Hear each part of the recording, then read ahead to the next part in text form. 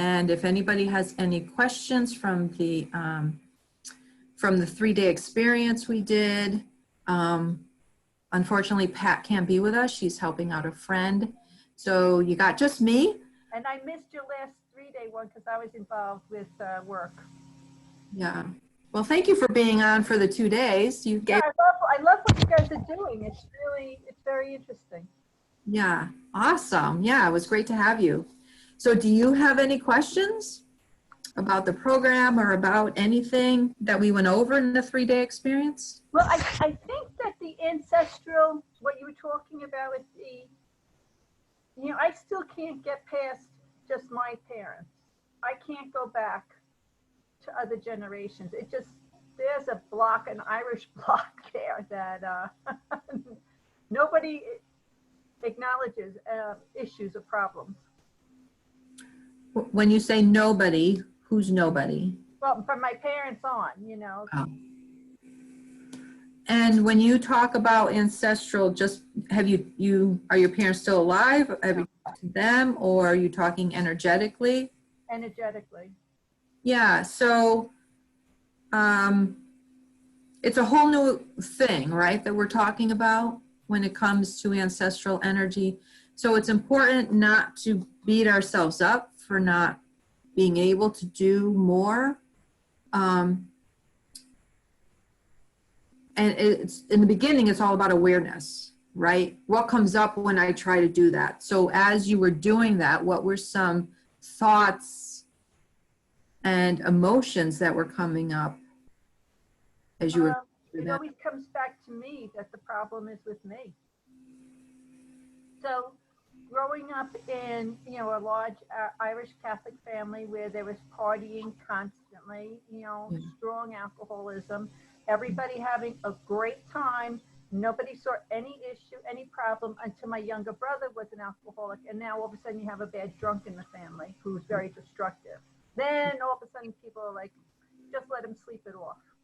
But still, when I was, a young kid, I was going to Al-Anon when I was 16.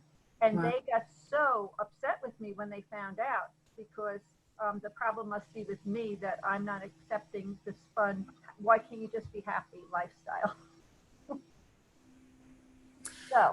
So yes, you talk about many layers of clearing the energy, right? Right. Because our ancestors, it's too painful for them to think about it.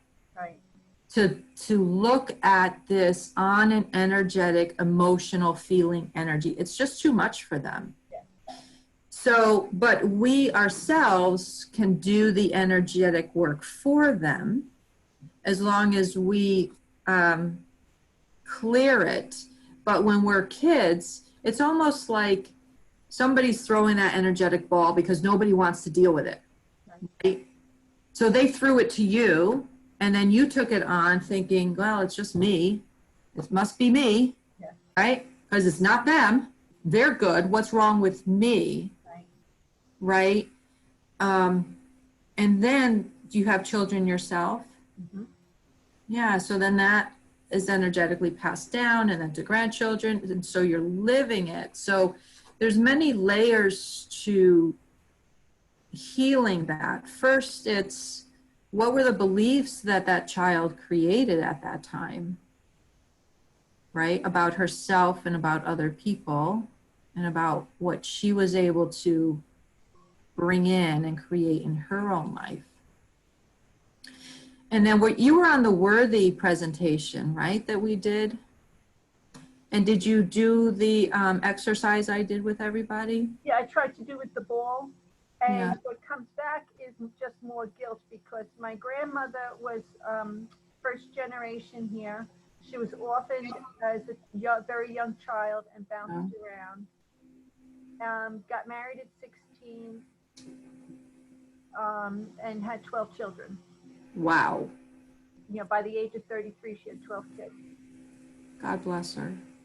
So they think and my mother was one of them. And that was my mother. I probably became the most prominent alcoholic, although they all drank. She was, I think, the one with the strongest addiction. No, maybe not. Maybe there were others, but you know, in my home, she was, and a female alcoholic is very different than a male alcoholic. Tell me more about that, because I need to know more, understand that better. Well, female alcoholics can hide things much easier. Oh.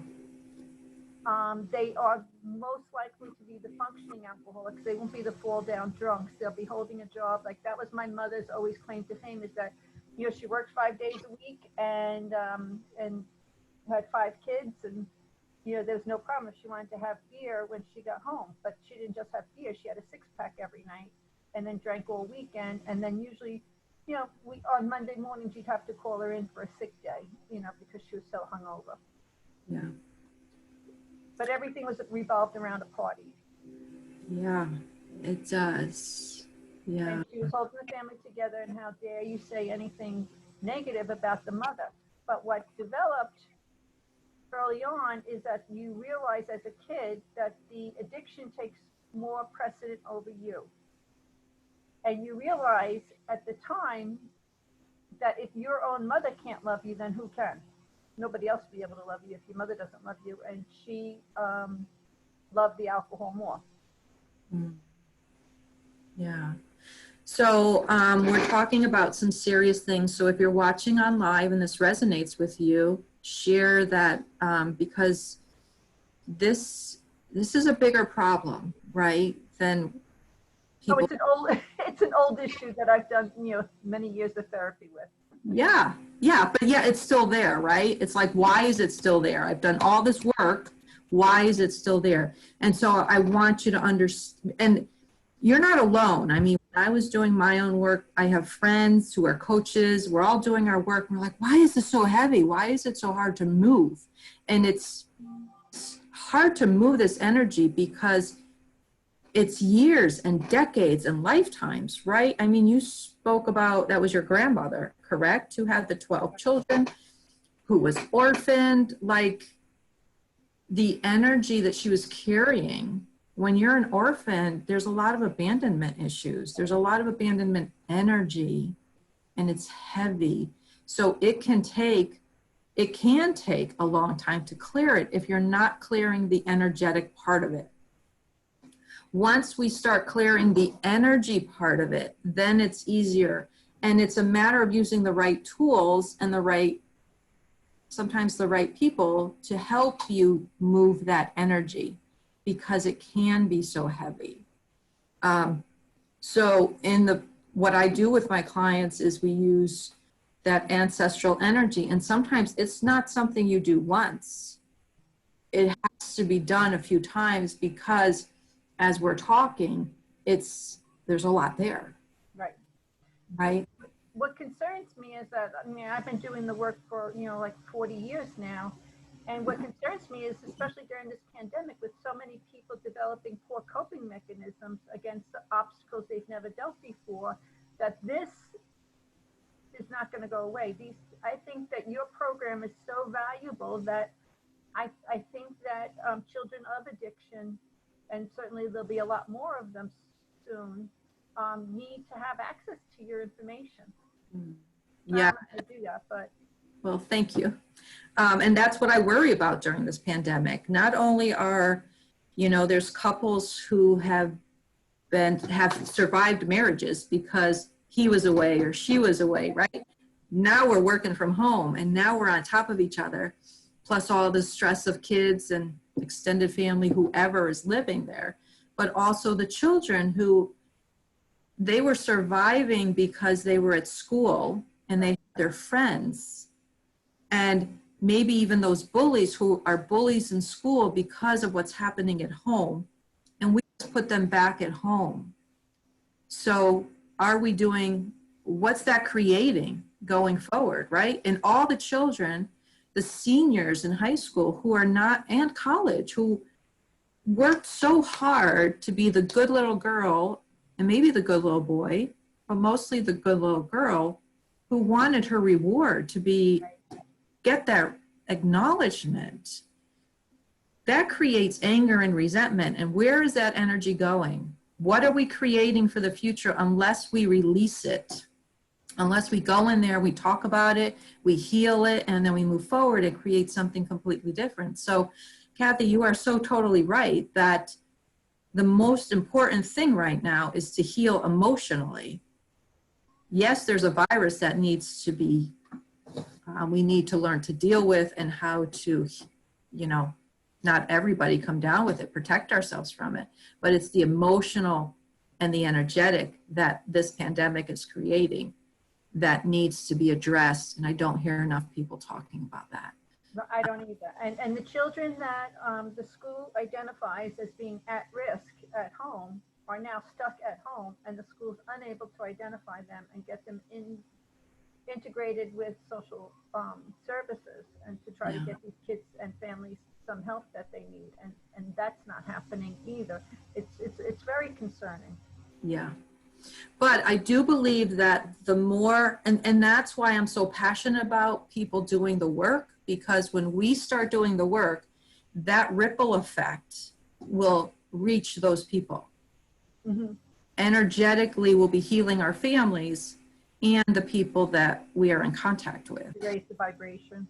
Yeah, yeah, we cause a vibration in the ripple effect of that, right? Mm-hmm. So, yes, it's all very important. And so some of the ways that we were coming here to talk about feeling worthy, and these are the things that stop us. One is the ancestral energy that we don't even know we're carrying.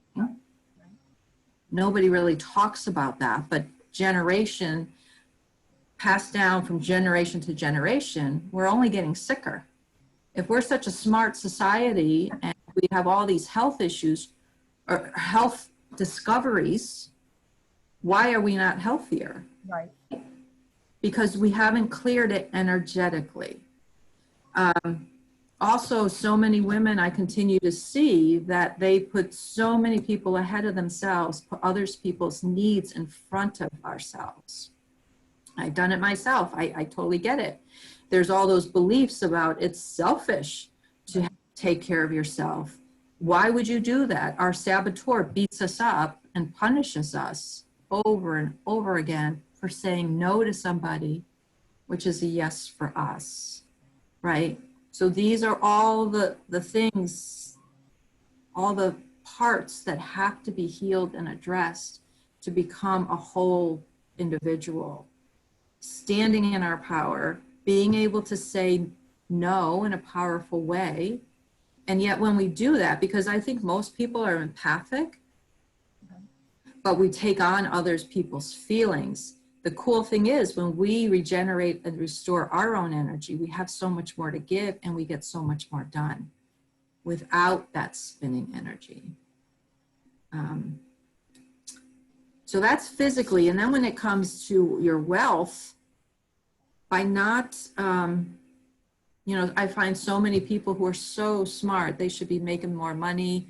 They could be in higher positions, but they're stopping themselves because they don't feel they deserve it. Right.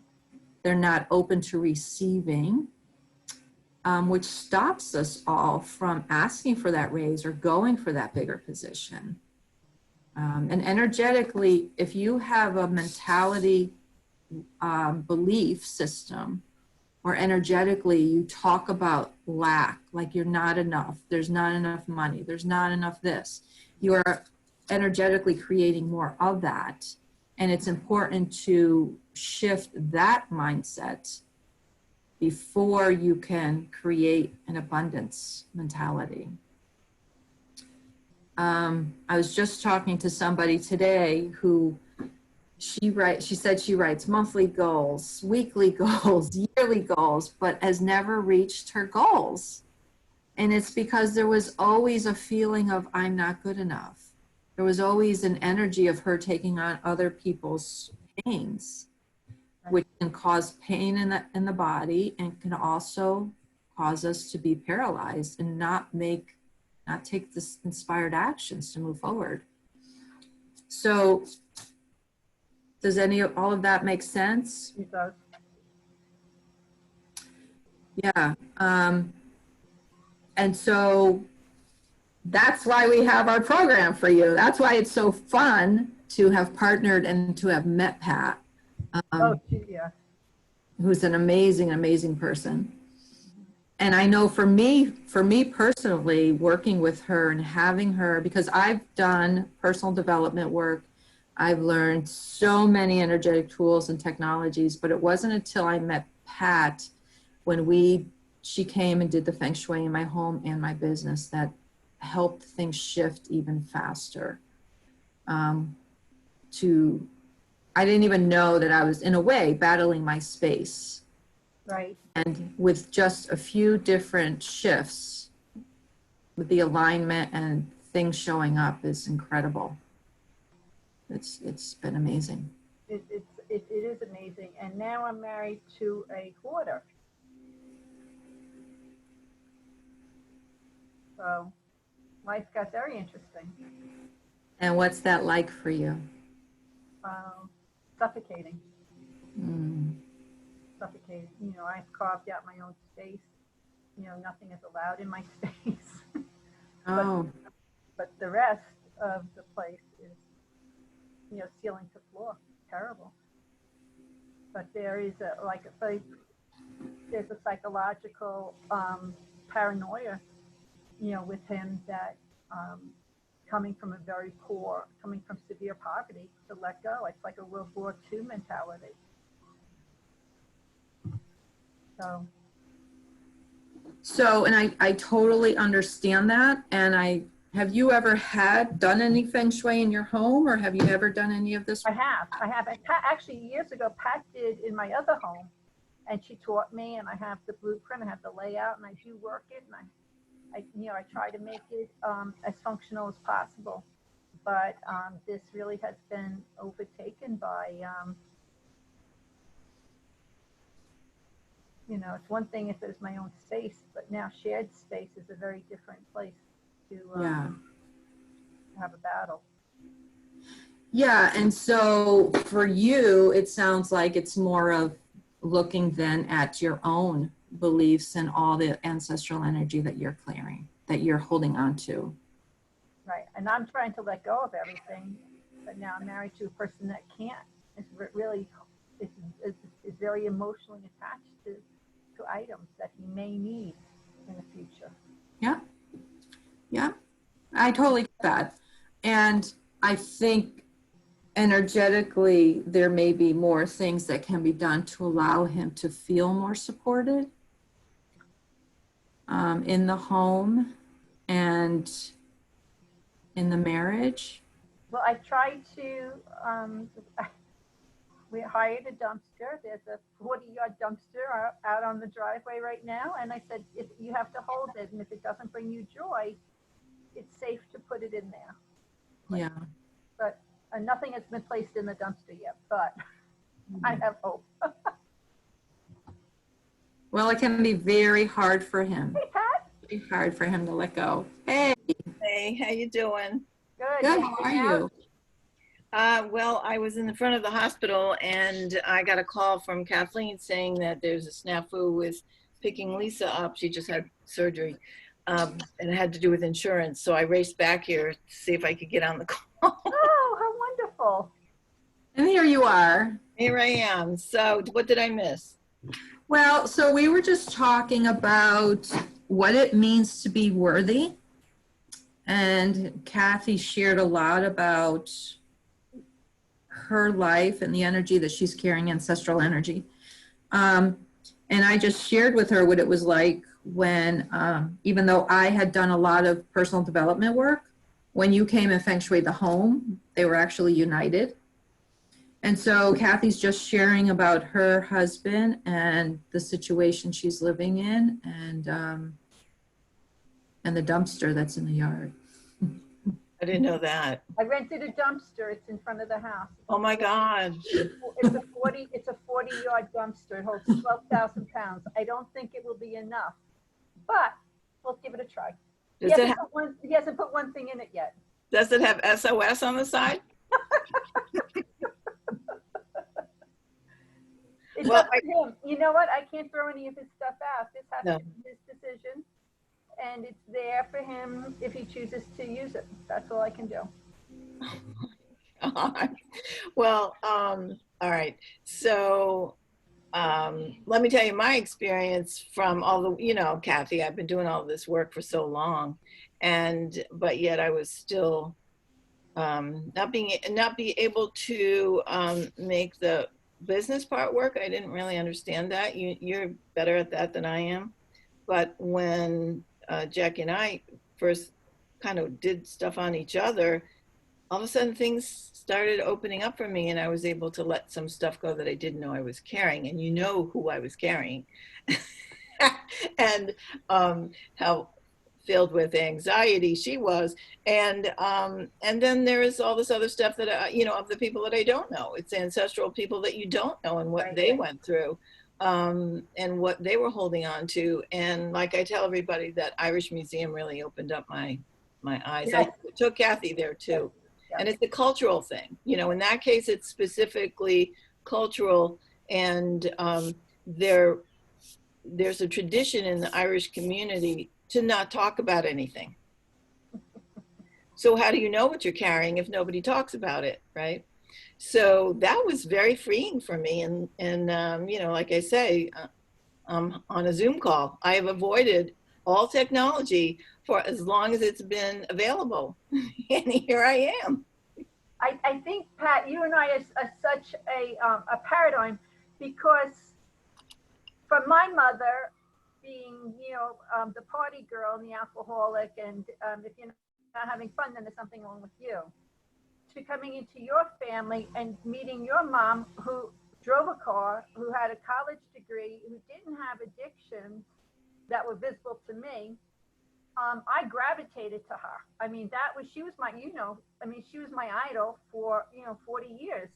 That woman was my idol. And you and I, you were just like, we were always like back and forth, but I said, it's been such an interesting dynamic to watch the two of us who are very close, and our affection, and how things are with the same woman. It's been so interesting to watch.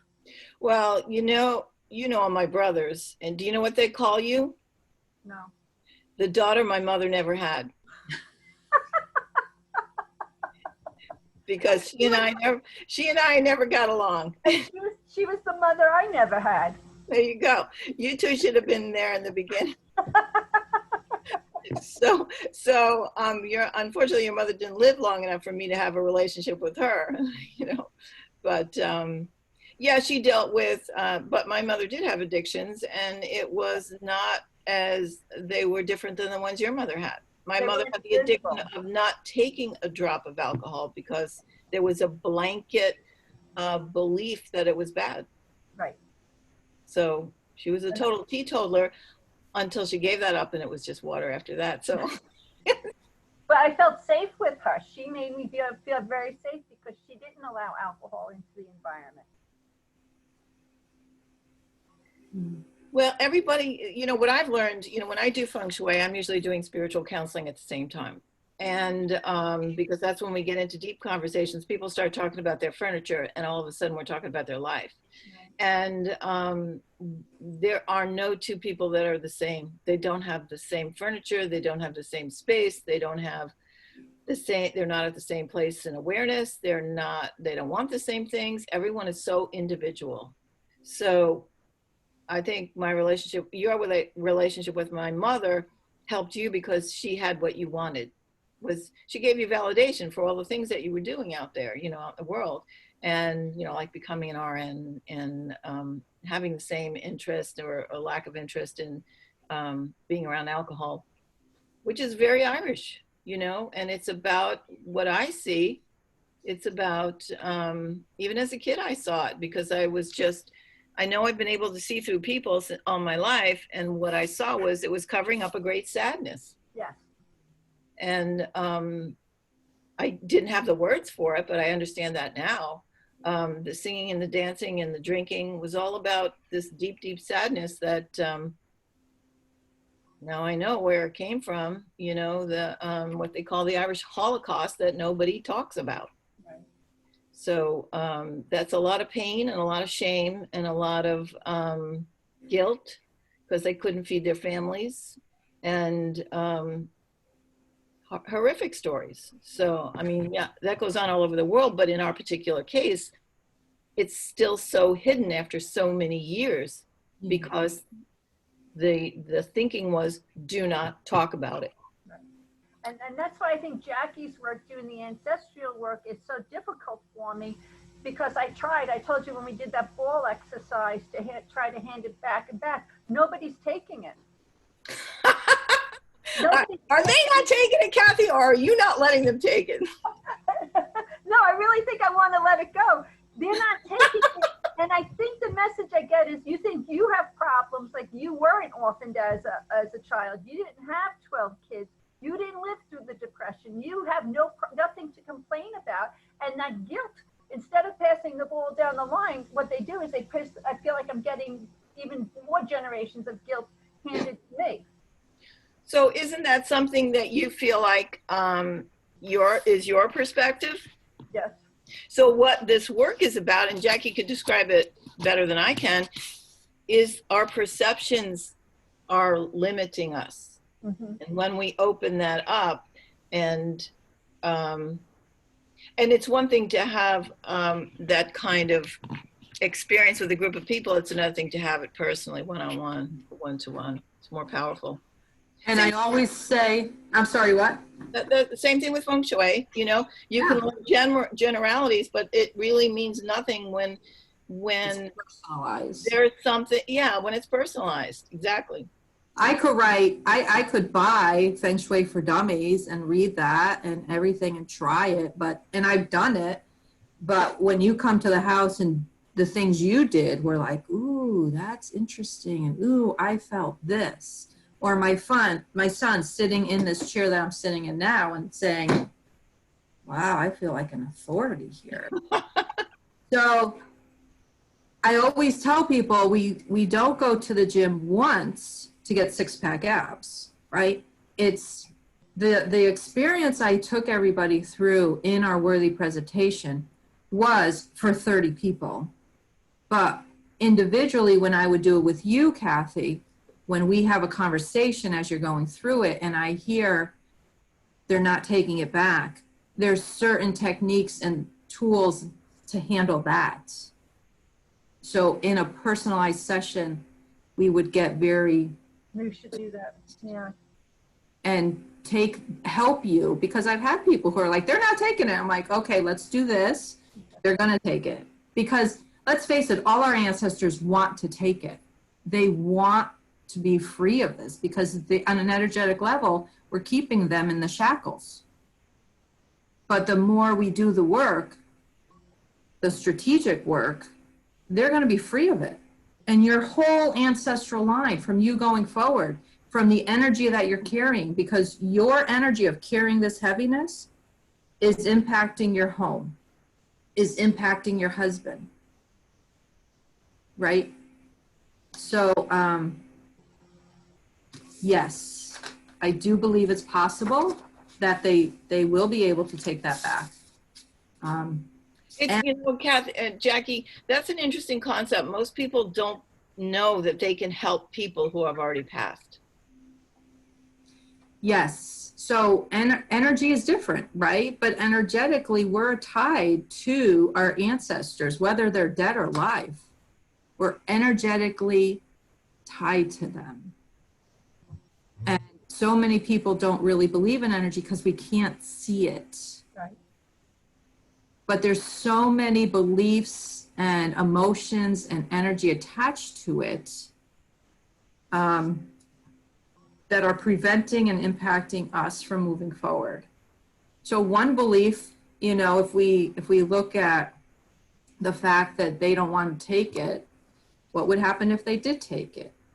What would your life be like if you no longer had to deal with that? I don't know. Right? Because that's so foreign to you, that's so new. So when this work is all about helping people feel whole.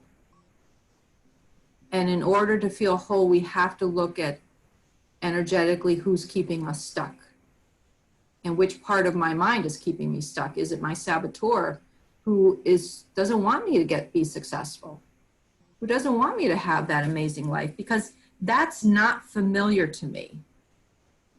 I've never been in a place or had the life and the support in my life to say, wow, Jack, that's awesome. You keep going. I'm going to give you more stuff. We love you and you're incredible. So every little success I would make, I'd take a few steps back. So it's also having the accountability as you take each step, each healing step, each letting go, so that you have the space where you feel comfortable and get used to that success, and then move forward a little bit more. Does that make sense? Because inside of us, our nervous system keeps us safe. It's like a thermometer in the house. When you set that thermometer at 70 degrees, when it starts to dip down below 70, it's going to kick on, right? Well, our nervous system does the same thing. If I'm living a life of lack and no support and frustration, when I start to clear that away and I have moments where I feel powerful and I feel like I'm being heard and I'm being seen, my nervous system is going to say, that's not going to happen. That is not comfortable for you. It's not familiar. So it actually brings us back down. We may have more pain in the body. We may be in more battle with more people. There's certain things energetically that will show up to say, you're not going to have that. Because it's not comfortable. It's not familiar. Does that make sense? I think I've gotten myself past the point where I am ready for that. And when I experience it, I can say, okay, what do I need to do to continue on this path? And what steps do I need to take? So I think I'm at that point now. So you're looking for the help and you're looking for the next step. So you're ready to move on. Yes. And clear this once and for all. Yes. Sold. We have a winner. Want to join our program? Sure. So let me just say that as you're talking, I remember being a kid, and I know I don't want to burst your bubble about my family, Kathy, but I remember being a kid and looking around at the adults and saying, they don't know what to do. They're not handling, because I'm on my own here. And she was always pregnant, and there's always somebody smaller than me. So it was pretty overwhelming as a kid, but I had no idea I was taking that on. But she kept saying to me, since I can remember, and people don't understand it when I say I've been taking care of kids since they're 5 years old, she kept saying to me, you know how much I rely on you. And I know you had the same thing. Your mom kept saying that to you? Oh yeah, that was the only positive feedback I got, was as long as I was helping her, then she would tell me how good I was being. And then every time we're in a store and we would meet someone, she said, oh, this is my daughter, Pat. And they would say, oh, your mother's so lucky. You're her helper. You're the big helper. I was never living my own life ever in that environment. So, so my point is, Kathy, I had no idea that I was carrying that still at this age. Yeah. And that poor little child, right? So that poor little child learned to be in the world only if she was helping. Yes. Then she became a people pleaser. Yes. She suppressed all that anger and resentment of, why can't I just be me? Right. What was the other thing you had said? Oh, and that you got rewarded for, oh, well, two things. You got rewarded for how much you did for other people, and all the pressure that little child had to do to create, to constantly be in that environment of being rewarded. Yeah, so when it came time to really need the help, like when I had braces and my teeth were hurting all the time, or when I was becoming a teenager, all that stuff, I had no way.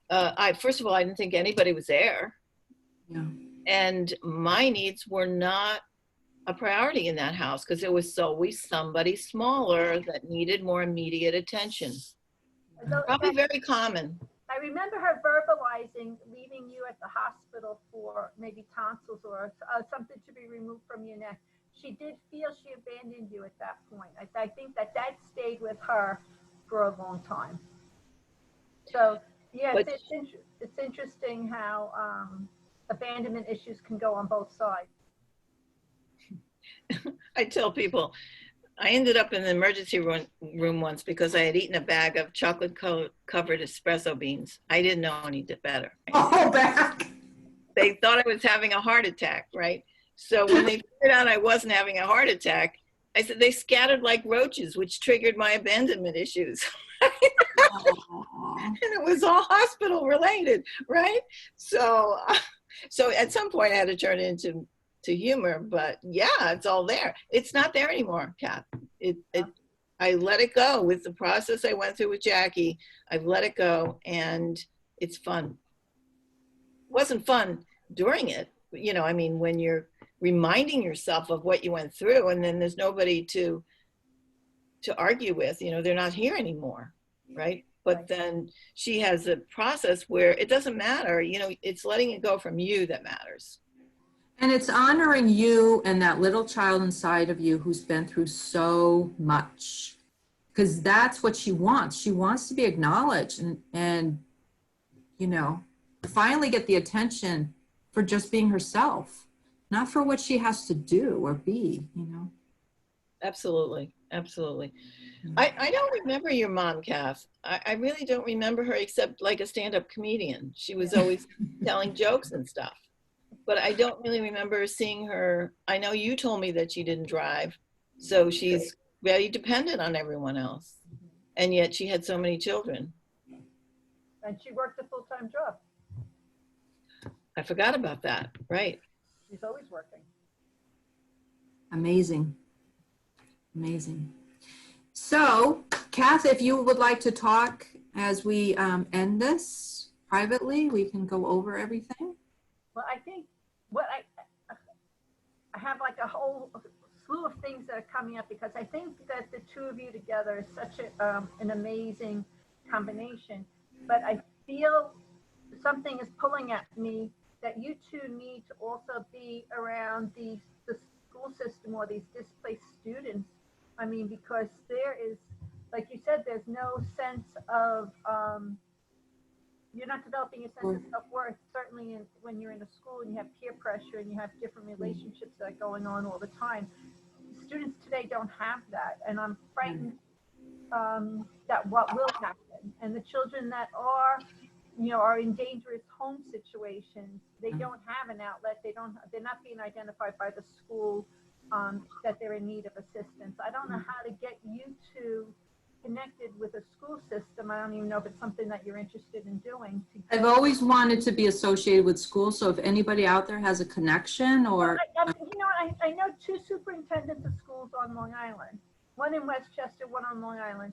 I really need to bring it to them to find out what we can do to help these students prepare, because they really, if they're our future, we're really in, it's a scary situation right now. If that's our future, and if we don't protect them and cultivate them, it's going to be interesting. Pat, what are your thoughts? I want to help as many people as I can, and if you can get to children, that's great. So well, Matthew also, I think we need to talk to Matthew because he has, my son is a New York City attorney for Child Protective Services. And he's working from home, but he certainly has a strong concern for the kids that are not being identified and referred to their services now, so that there can be earlier intervention to prevent these kids from being removed from the home. I think we need to talk to Matt about this too, and we need to get the New York City school system involved in this. Well, we can definitely have a follow-up conversation about all this because it is really important. It's so important. You know, I don't think Karen is a good resource for us at this point because she's retired. retiring, and I'm not sure, where that is. But I Yeah. think we definitely have some strong people in the school system that we should bring this to and invite them on. Awesome. I'll start making some text messages today. Great. So we only have a few more minutes. So if anybody on Facebook Live, if you're watching or watching the replay and you have any questions about feeling worthy or where you're at and where you would like to be, we'd love to talk to you. And if anybody wants to join our program, we are starting next week. It's going to be very amazing for everybody who's in it. It's very exciting. So I will leave the link for that in the comments below, and reach out if you have any questions or if you want to join. So Thank you so much. Kathy, for your participation today. Thank you. You two are such a treasure. Thank you, Kath. Thank you. Stay healthy. You too. Stay safe. Okay, bye. Bye. Bye.